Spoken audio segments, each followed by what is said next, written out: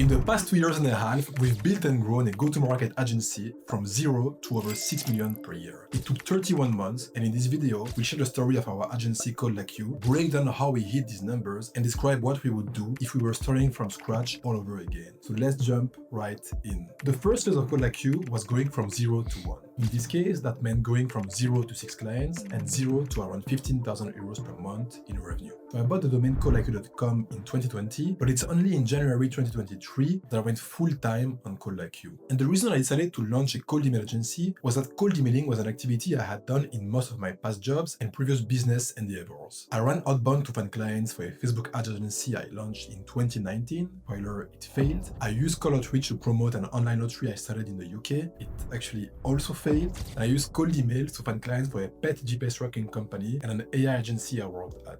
Actually got fired from both companies.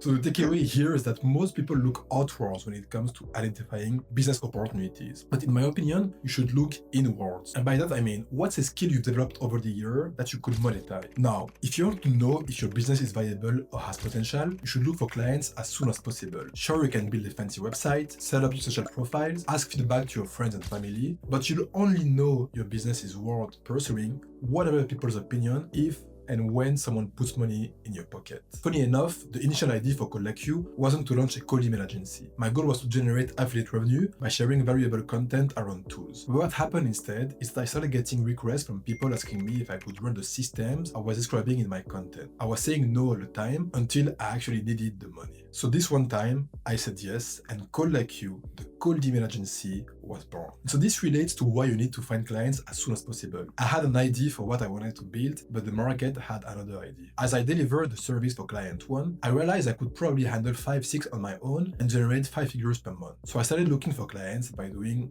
you guessed it, cold email. After 2 weeks of a very mediocre campaign, I booked a qualified meeting with a lead wanting to promote his in-person event. I sent him on the spot for 4.8k per month, and then I started posting content on LinkedIn as I was still running some campaigns to find more clients. The Call Outreach campaign got me another client, but the posting through a viral LinkedIn post got me plus 3 clients in a matter of days. I was now at 6 clients, 15.7k euros per month, and I was struggling to handle service delivery, sales, and marketing all at once. And that's actually when Alex came in.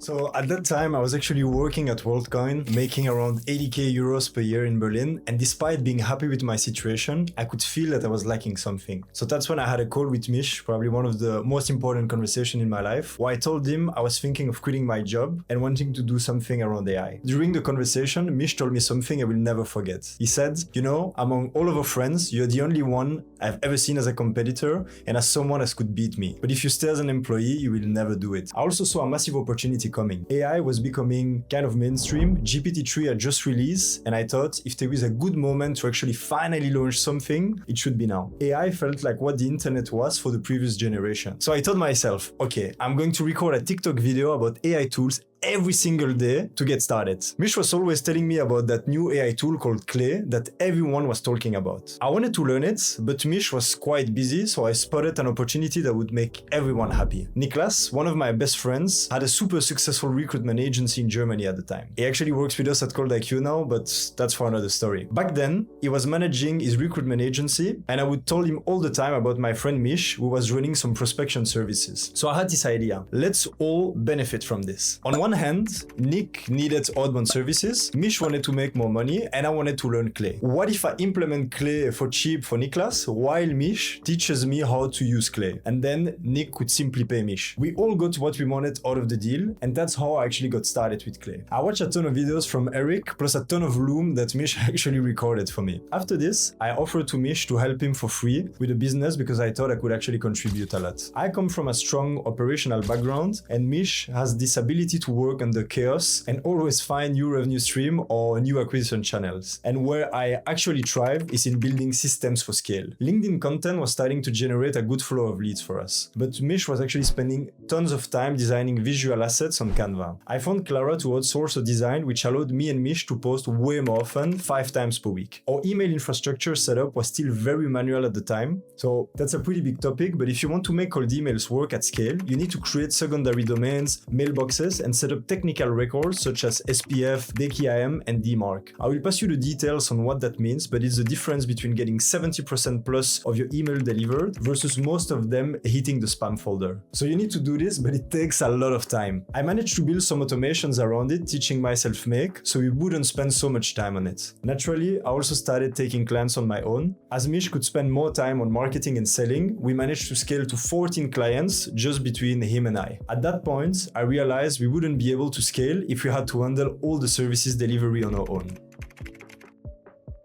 The timing was great because this was around the same time that Dan offered to work for free to learn around AI-powered cold emails with ColdIQ. So the thing with Dan is that he started with us as an intern. He had a full-time job, but I was teaching him cold emailing early mornings and late evening. Remember, before Dan, we made probably the worst hiring mistake possible. So first time we were like, it's time to hire someone. And the way we went about it was just terrible. Michel had a friend from the co-working space who also had a friend. And we were like, oh, you know what? Let's just talk to her. We'll figure it out. So we hired this girl. Again, nothing against her. The fault was fully on us. At that time, we had zero processes, zero SOPs, and we also asked her to do a lot of random things. And in the end, it took us more time to cross-correct the work she was actually doing versus the time it would have taken us to do the thing herself. So in a nutshell, complete failure for the first hire. That's when we realized that there were a lot of things we were doing that actually didn't really require our time specifically. We could actually give this task to some virtual assistant. So that's when I found Zaf and Sunil, who were based in India, who helped us a lot at the beginning to do a lot of the back-end work. And that's how we got started with delegating. Dan came along and everything changed. He was the first employee that really helped with service delivery and that finally allowed us to do something else than just being stuck selling and delivering the service. And so that meant that both Alex and I could focus on marketing and sales. For marketing, that mostly meant we both started to post a lot. So with both our LinkedIn accounts publishing at a high frequency, plus our outbound campaigns that were running, we began to book a good amount of meetings. That's when Alex wanted to take his first call. And so I still remember him telling me, hey, I'd like to take some sales calls to close as well. What's the best way we should do so? Shall I jump on a call with you and shadow you? There is this funny story about my first sales calls. So I went into that call really thinking, well, I have no idea what to do. I'm just going to ask a lot of questions. One of my favorite books is How to Win Friends and Influence People from Dale Carnegie. And in the book, he explained that people love to talk about themselves. So I was like, let me just ask as many questions as possible and see how it goes. I entered the call a bit stressed, then just started asking questions. So I was like, what's your business? How do you prospect at the moment? What tools do you use? What email finder are you using? Just asking tons of questions. At the end, I said, I think we could really help you. If I were you, I would do this, I would do this. Here's how I would set up the tool. And then suddenly the guy goes, you know what? I really like you guys. I love your content. Send me the link and I will pay today. And then that's how I realized, like, wow, selling is actually that easy. It's just asking a lot of questions, figuring out someone's problem, and proving you can actually help them solve that problem. After this first successful call, we started closing more and more deals. I remember Mish and I would be both working on client delivery the mornings, and then we would take sales until midnight as we were actually selling to the US, being based in Europe, and we would call each other to discuss what had happened. So this paid off because soon enough, we had so many clients that it was time to scale the team even further. With a good chunk of service delivery out of the way, we were able to free up time to focus on getting more clients in the door. On my end, I spent a lot more time creating content, making sure to publish 5 times per week, and jumping on as many sales calls as humanly possible. Soon enough, we were reaching close to 100 meetings booked per month for our company, which meant our calendars looked like hell with sales calls back to back to back to back. Interestingly, Fivos, who was an SDR prior to coming to ColdIQ, was interested in ramping up his sales skills. So I suggested he started taking some calls in lieu of Alex and I, and soon enough, he was taking most of our calls. I find it interesting because I believe that as a CEO, your role is to be at the highest leverage point possible in your business. And the way you do so is by figuring out processes or activities and then delegating these to others once you figure them out. And so for example, the first thing you need to do whenever you are starting a business is to figure out your product or the service delivery if you are selling a service. So that means packaging something that people want and then delivering it. So with ColdIQ,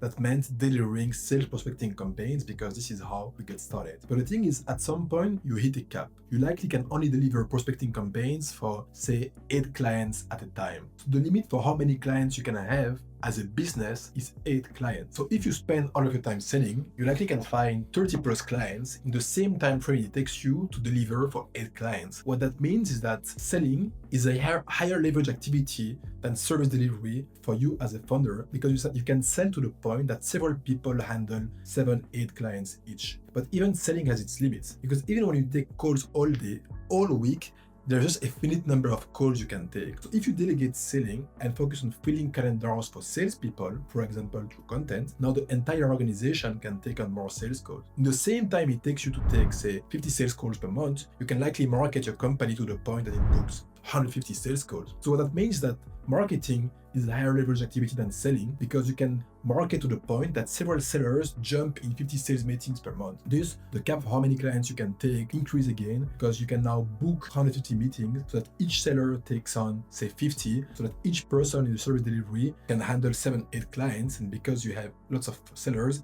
it means more people are handling more clients. So the game is really to figure out the next leverage point over and over. So on top of Fivos, we made an additional couple of great hires. Monica, who was working at Woodpecker, was already growing her brand on LinkedIn. She was posting 5+ times per week on LinkedIn, and her brand was growing super fast, so we were able to get more eyeballs on the CodeIQ brand overall. Sohail was previously a director in an outbound agency that had scaled to up to 90 people, ended up being our head of client delivery. With him at the reins of service delivery, we could focus all of our time on acquisition. Also, everyone started posting. With Monica, Fivos, Dan, Hughes, Alex, and I posting consistently, we were starting to be everywhere on the platform. Actually, I had some of my friends block and mute my whole team because they were fed up of seeing our posts. So you can guess this worked. We'd be booking a lot of meetings with prospects that had been exposed to so many pieces of our content that they would be willing to buy by the time they would jump on a call with us. So the thing is, when your brand grows, you start getting more and more opportunities. We noticed in many of our calls that many people were not just interested in applying AI to sales, but also in learning our processes. So we figured perhaps there's an opportunity, and this led to launching our accelerator program. This has generated over 300K in revenue since its inception and is bringing over 30K per month. The funny thing about the accelerator is that we did it by actually listening to the market first. We had this idea of creating a course, but what we did was set a goal. If we sell to 25 people first and 25 people buy it, then we will actually create the course. So classic pre-selling strategy. Once we hit those 25 paid seats, we're like, okay, now we actually need to record a course. So I asked Renat, one of my friends, he actually owns a YouTube agency, to recommend some equipment. I think we ended up spending 12-13K in camera gear. So we set up a studio in my previous apartment in Barcelona and started recording. We had to learn everything about video. It was like a really nice but also tough learning experience. And here's what's crazy. Sometimes you think you have the best idea, but the market is usually right. We thought that people wanted to learn go-to-market engineering. That's how we created the course. But actually, most people who actually bought the course wanted to scale their own AI sales agency and wanted to reproduce the success they had seen with CodeIQ. They wanted to replicate the CodeIQ success. That's why on our roads to $20 million, we're repositioning the accelerator. We're not focusing on teaching GTM engineering anymore. We're focusing on teaching people how to start their own AI sales agency and helping them scale. How to find clients, how to hire, how to build SOPs. Because 80% of the people who actually bought, that's actually what they care about and want to learn about. The lesson here is simple. It's like build what people want to buy, not what you think they need.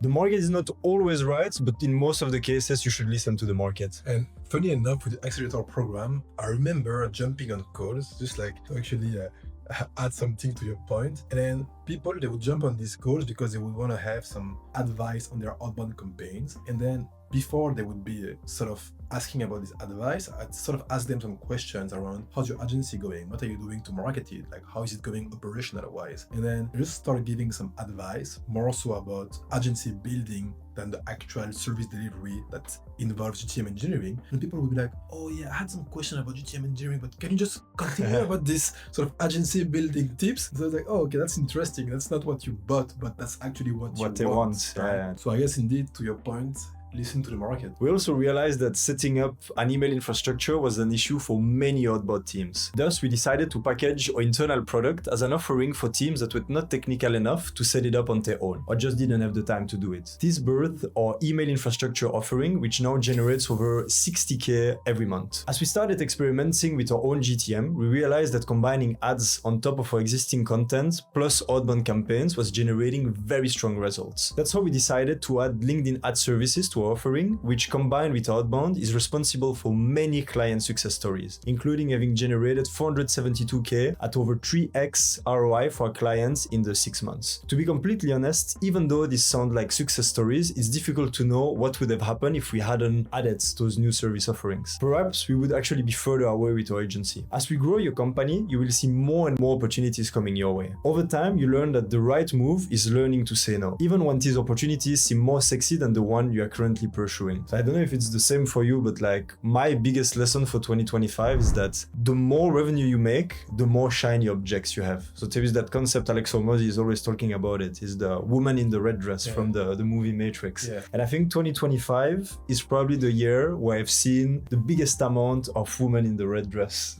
And it really takes practice to actually recognize what is a good opportunity. And I think that's something you're really good at, to figure out, okay, what is actually moving the needle. I think for me, I get easily convinced that like, oh, maybe we could explore a conversation with that person. And I think you have always been very focused on like, what is making money now? And that's what's gonna get my focus. Yeah, but even for me, I find it very difficult because as we grow our audiences to like 50K plus followers, and then we actually have several tens of thousands of followers on other audiences, you get like so many sort of opportunities coming in that even when you think, okay, what's making money right now, you're still thinking, okay, but imagine this thing. And for me, like I watched a video the other day, and I don't know who said that, but I love the way they were putting it. And I was saying, you know, every time you say no, it's like you are saying yes to the bigger thing, you know? Yeah. So it's actually an example you can use for when your friends want to sort of go out. It's like by saying no to your friends, you're saying yes to, say, for example, focusing on your business. And it actually comes down to knowing what's the one thing I want to focus